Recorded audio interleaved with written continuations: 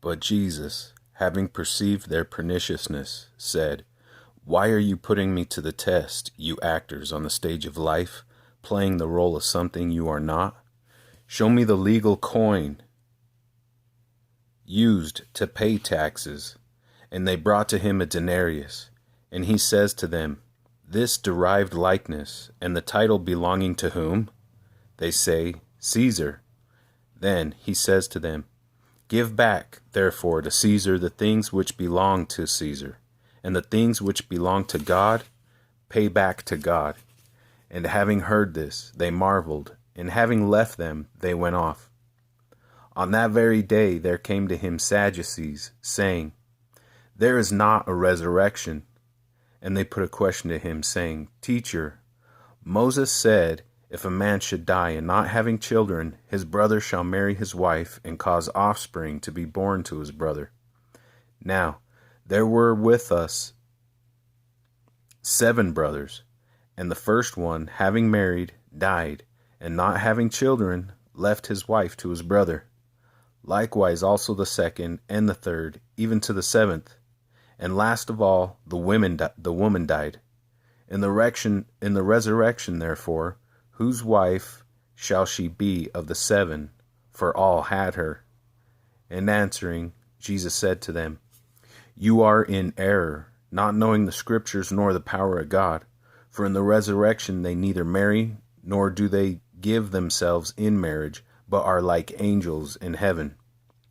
But with reference to the resurrection of those who are dead, did you not read that which was spoken to you by God, saying, I am the God of Abraham, and the God of Isaac, and the God of Jacob? He is not the God of dead people, but of living people. And having heard this, the common people were being driven out of their self-control with astonishment at his teaching. Now, the Pharisees, having heard that he had muzzled the Sadducees, were gathered in full agreement with one another. And one of them, an interpreter and teacher of the Mosaic law, put a question to him, putting him on trial. Teacher, which kind of commandment is of such a character as to be a great one in the law? And he said to him, You shall love the Lord your God with your whole heart, your whole soul, and your whole mind. This is the great and first commandment. And a second one is like it. You shall love your neighbor in the same manner as you do yourself. Within the scope of these 2 commandments are suspended the whole law and the prophets. Now, the Pharisees, having been gathered together, Jesus asked them, saying, What do you think concerning the Christ? Whose son is he? They say to him, The son of David. He says to them, How is it possible then that David, by means of the Spirit, calls him Lord, saying, The Lord said to my Lord, Be seated on my right hand until I place your enemies under your feet? Since therefore David calls him Lord, how is it possible that he is his son? And no one was able to answer him a word, neither dared anyone from that day onward ask him anything. Then Jesus spoke to the crowds and to his disciples, saying, The men learned in the Scriptures and the Pharisees occupy the professional chairs of authoritative teachers whose responsibility it is to interpret Moses. All things, therefore, as many as they say to you, do, and as a habit of life with the solicitous care, observe. But stop doing according to their works, for they are always discoursing and not doing. Moreover, they are always binding together burdensome burdens and placing them upon the shoulders of men, but they themselves are not willing to remove them with their finger. Furthermore, all their works they do with ostentation for the purpose of being contemplated in the admiring glances of men, for they make broad their amulets and enlarge the tassels of their garments. Moreover, they are fond of the most prominent places at the dinners, and the chief seats in the synagogues, and of being accorded differential respect and regard when they are greeted in the marketplaces, and to be called by men Rabbi.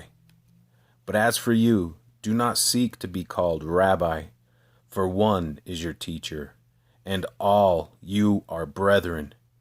And do not begin to call anyone your father upon earth, for one is your Father, he who is in heaven. And do not be called master and guide, because one is your master and guide, the Christ. But he who is greatest among you shall be your servant, and whoever shall exalt himself shall be humbled, and whoever shall humble himself shall be exalted. But woe to you, men learned in the sacred scriptures and Pharisees, actors on the stage of life, playing the role of something which you are not, because you bar the entrance into the kingdom of heaven before men. For, as for you, you are not entering, neither are you permitting those who are desiring to enter to go in. Woe to you, men learned in the sacred scriptures, and Pharisees, actors on the stage of life, playing the role of something which you are not, because you circle the sea and the land for the purpose of making one convert, and when he becomes such, you make him twofold more a son of hell than yourselves. Woe to you, blind guides, who are saying, whoever puts himself under oath by the inner sanctuary of the temple, the oath is not binding. But whoever puts himself under oath by the gold of the inner sanctuary, the oath is binding upon him. Impious, godless morons and spiritually blind ones, for which is greater, the gold or the inner sanctuary, which sets apart the gold to be used for the service of God? And whoever puts himself under oath by the altar of whole burnt offerings, the oath is not binding, but whoever puts himself under oath by the gift which is upon it, the oath is binding upon him. Spiritually blind ones, for which is greater, the gift or the altar of whole burnt offerings, which sets apart the gift for the service of God? Therefore, he who puts himself under oath by the altar of whole burnt offering swears by it, and by all things which are on it. And he who puts himself under oath by the inner sanctuary swears by it, and by the one who is in permanent residence in it. And he who puts himself under oath of heaven swears by the throne of God, and by the one seated upon it. Woe to you, men learned in the scriptures, and Pharisees, actors on the stage of life, playing the role of that which you are not, because you pay a tenth of sweet-smelling garden mint, and dill seed, and caraway seed, and have omitted the weightier matters of the law, the equitable administration of justice, and the mercy, and the fidelity.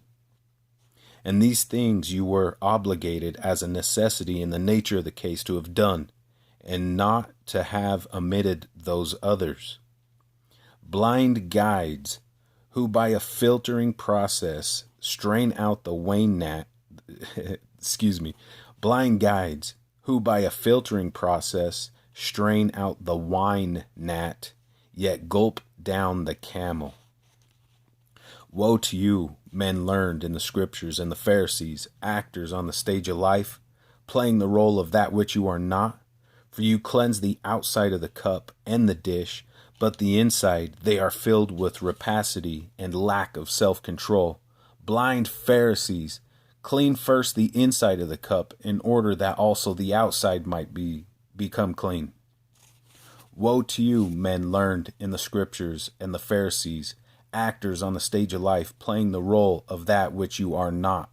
For you are like graves whose plastered coverings have been thoroughly whitewashed, which are of such a nature that on one hand the outside appears beautiful, but on the other hand their insides are full of dead men's bones and every uncleanliness.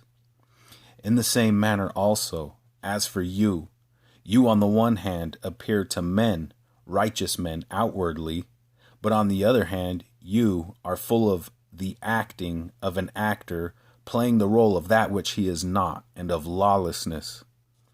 Woe to you, men learned in the sacred scriptures, and Pharisees, actors in the stage of life, playing the role of that which you are not, because you are building the tombs of the prophets and adorning the sepulchre monuments of the righteous.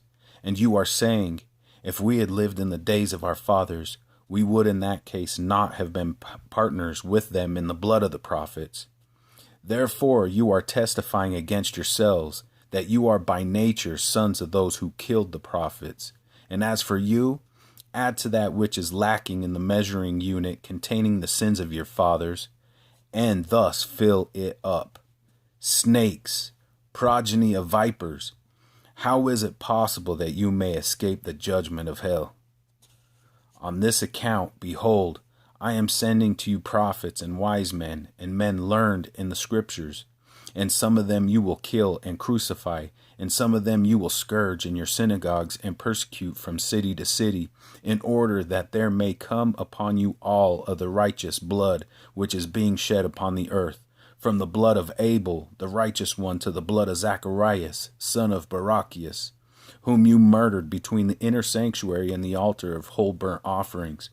Assuredly, I am saying to you, all these things shall come upon this breed of men. O Jerusalem, Jerusalem, the city which is in the habit of killing the prophets and of stoning those sent to it on a mission. How often did I long to gather to myself your children, even as a bird gathers her brood of young ones under her wings, and you did not desire it. Behold, your house is left to you, abandoned to its own resources. For I am saying to you, you shall positively not see me from this time on until you shall say, let the one who comes in the name of the Lord be eulogized. And Jesus, having gone out of the temple, was proceeded on his way. And his disciples came to him for the purpose of bidding him look at the buildings of the temple.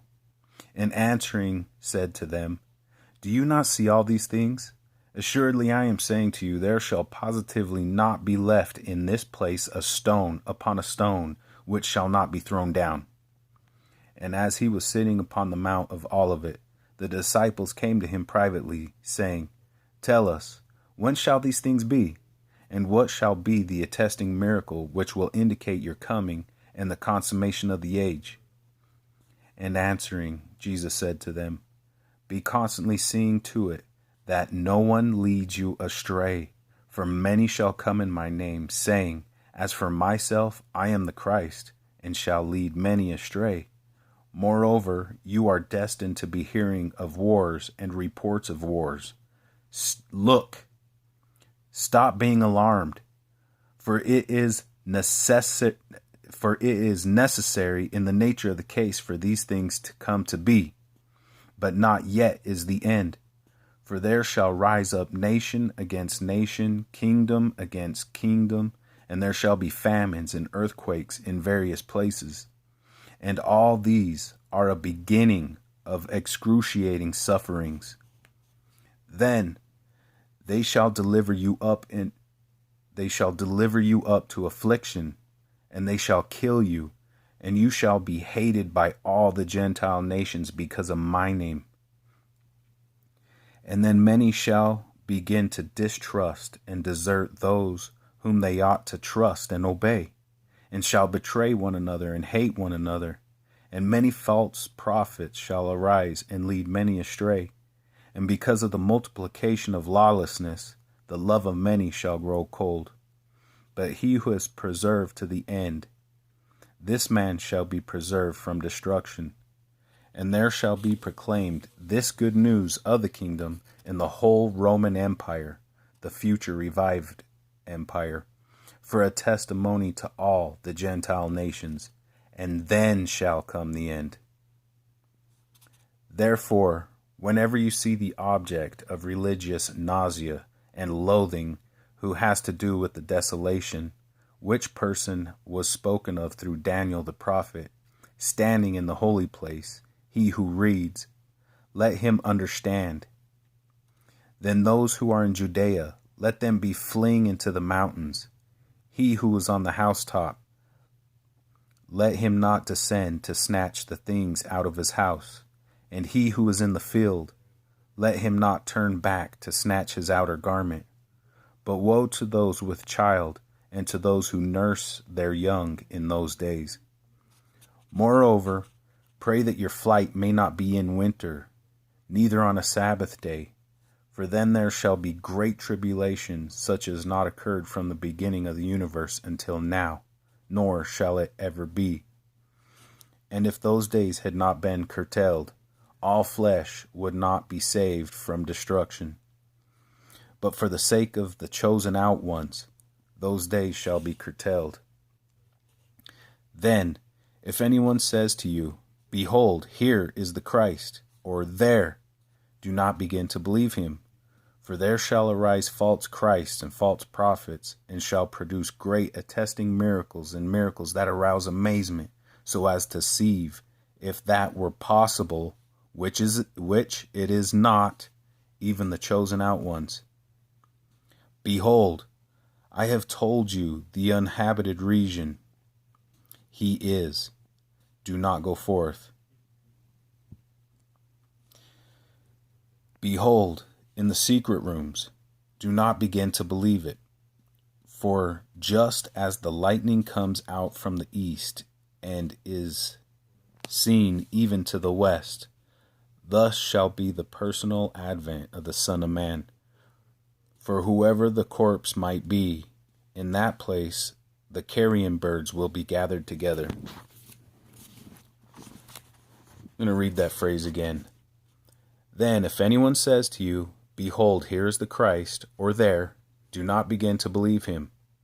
For there shall arise false Christs and false prophets, and shall produce great attesting miracles, and miracles that arouse amazement, so as to deceive, if that were possible, which it is not, even the chosen out ones.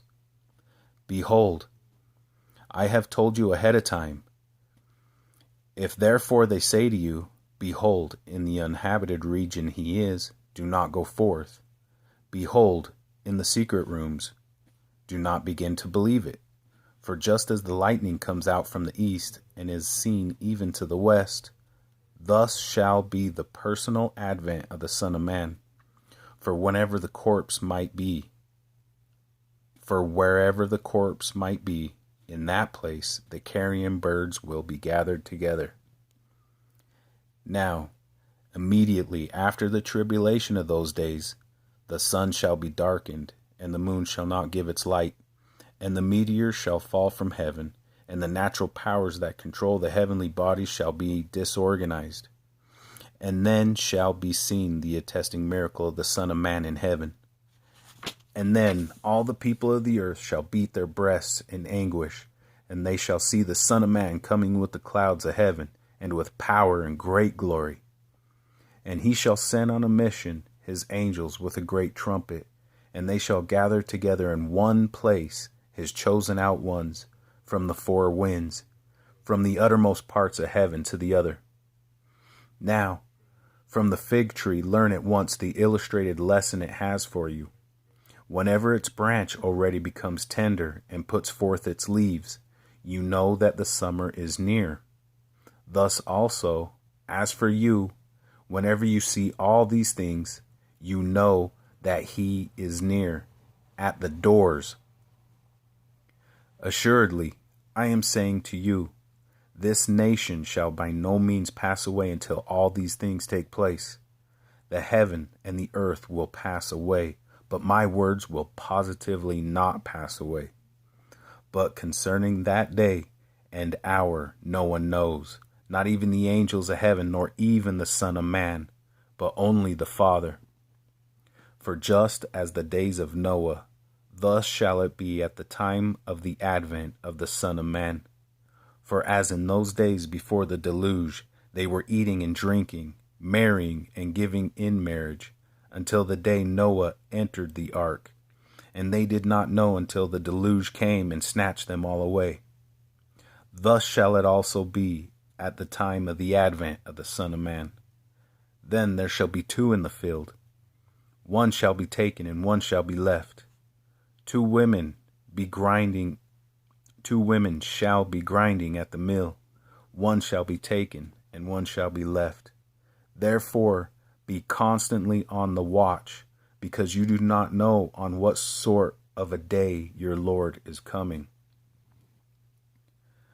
But that thing you know, that if the master of the house had known during what period of the night when he should be on guard, the thief was coming, he would in that case have been on guard and would not have permitted his house to be broken into.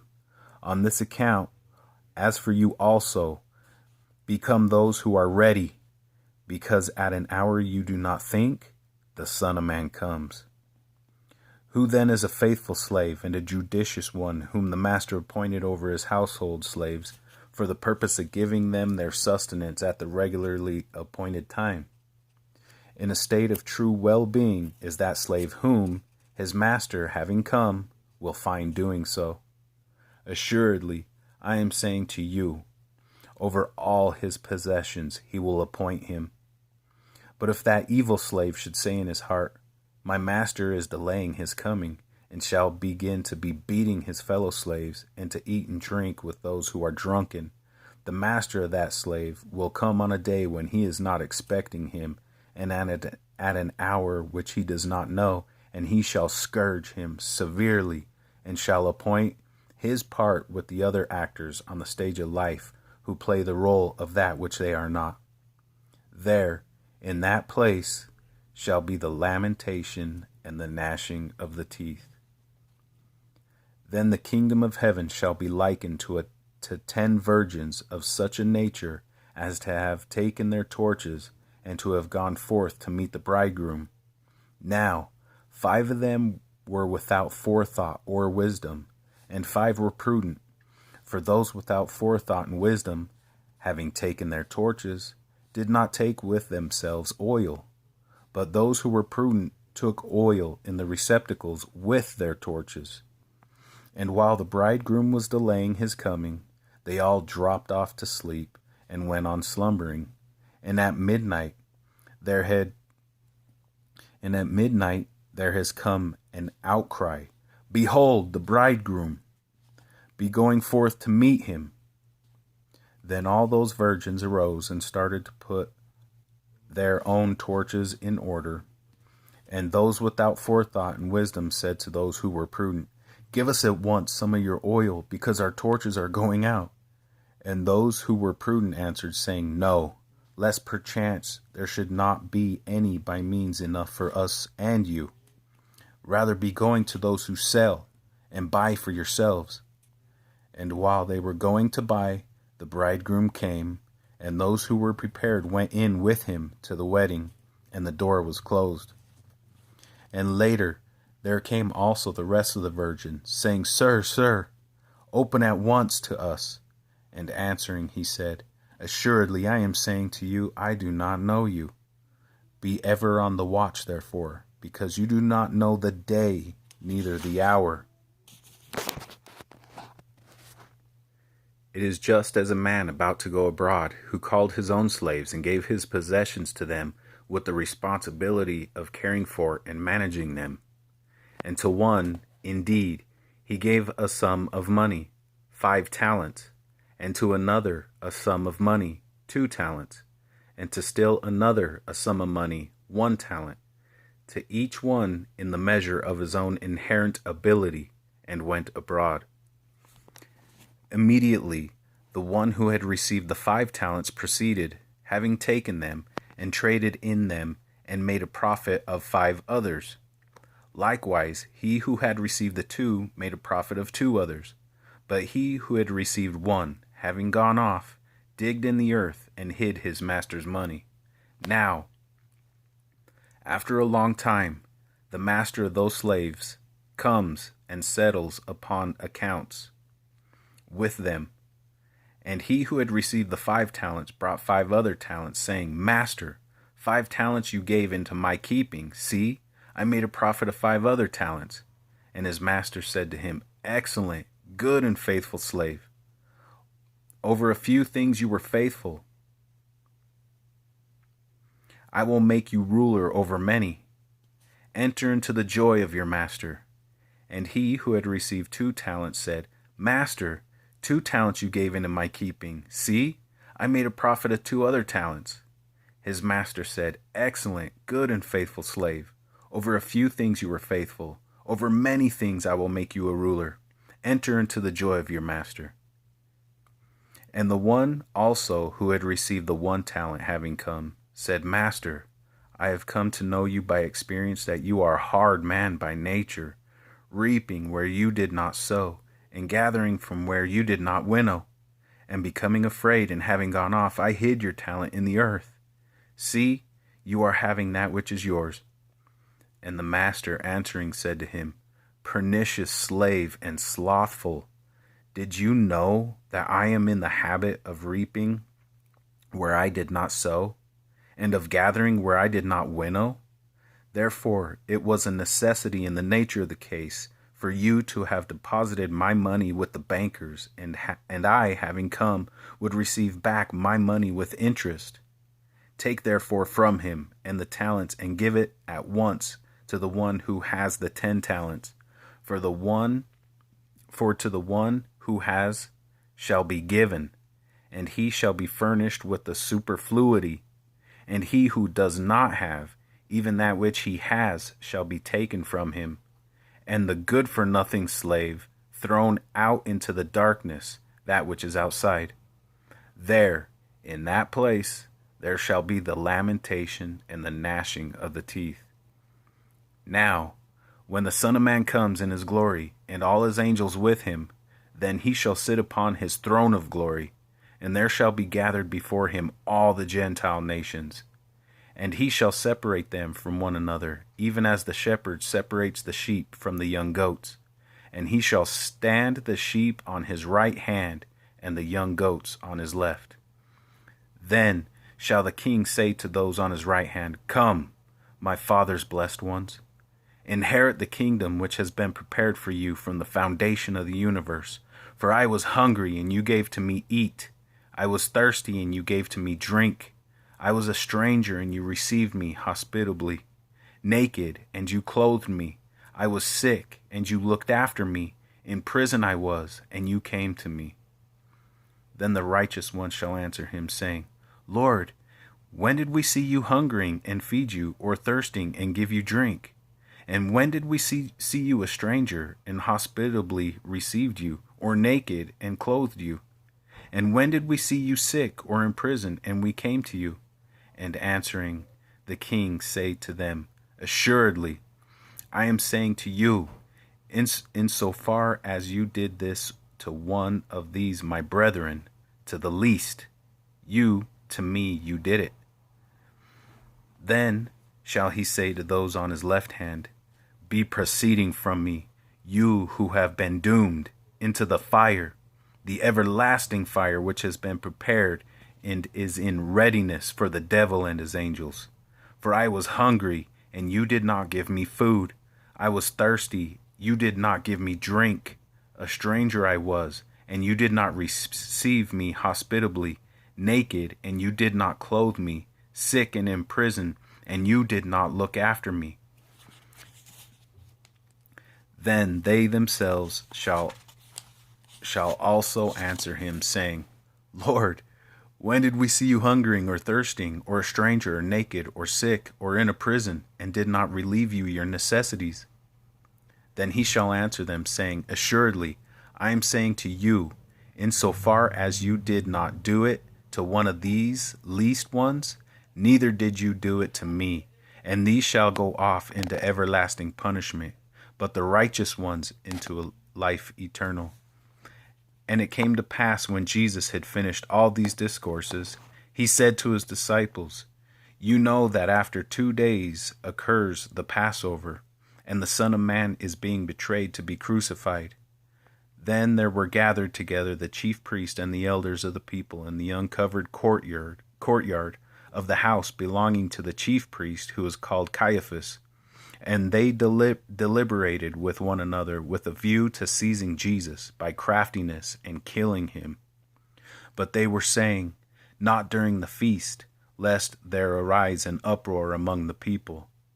Now, when Jesus was in Bethany, in the home of Simon the leper, there came to him a woman having an alabaster cruse of scented ointment of great value, and poured it down over his head, as he reclined at the table partaking of a meal. And the disciples, having seen this, were indignant, saying, To what purpose is this dead loss?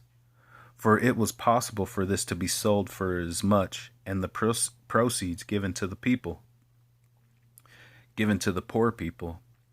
And Jesus, having come to know this, said to them, Why are you causing this woman trouble?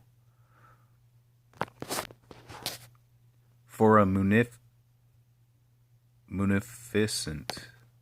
oh boy, there's another one of them words.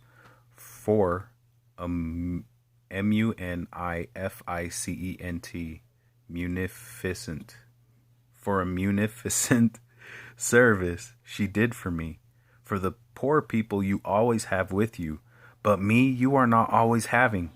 For, having poured this ointment upon my body, she did it to prepare me for my entombment. Assuredly, I am saying to you, wherever this gospel may be proclaimed in the whole world, there shall also be told this which this woman did as a memorial of her. Then one of the 12, the one called Judas Iscariot, having proceeded, said to the chief priests, What are you willing to give me, and I will hand him over to you? And they weighed out for him 30 pieces of silver, and from then on he was seeking an auspicious time to betray him. Now, I just gotta apologize. There's a lot going on over here while I'm trying to read, so I tried to stay focused. All right, now, on the first day of bread baked without yeast, the disciples came to Jesus, saying, Where are you desiring that we make ready for you to eat the Passover? And he said, Be going into the city to a certain individual, and say to him, The teacher says, My critical, epochal-making time is near. I am observing the Passover at your home with my disciples. And the disciples did as Jesus had arranged with them, and made ready the Passover. Now, evening having come, he was reclining at the table with the 12 disciples. And while they were eating, he said, Assuredly, I am saying to you, one of you shall betray me. And being grieved exceedingly, they began to say to him one after the other, Surely, I am not the one, perchance, am I, Lord? I am not the one, perchance, am I, Lord?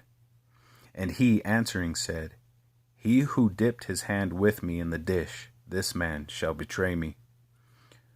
On the one hand, the Son of Man goes just as it stands written concerning him, but on the other hand, woe to that man through whose agency the Son of Man is being betrayed.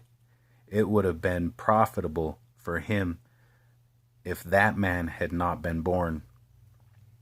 And answering, Judas, the one betraying him, said, Surely, I am not the one, perchance, am I, Rabbi? He says to him, As for you, you said it. And while they were eating, Jesus, having taken bread, and having asked the blessing, broke it, and having given it to the disciples, said, Take it once, eat at once, this is my body. And having taken a cup,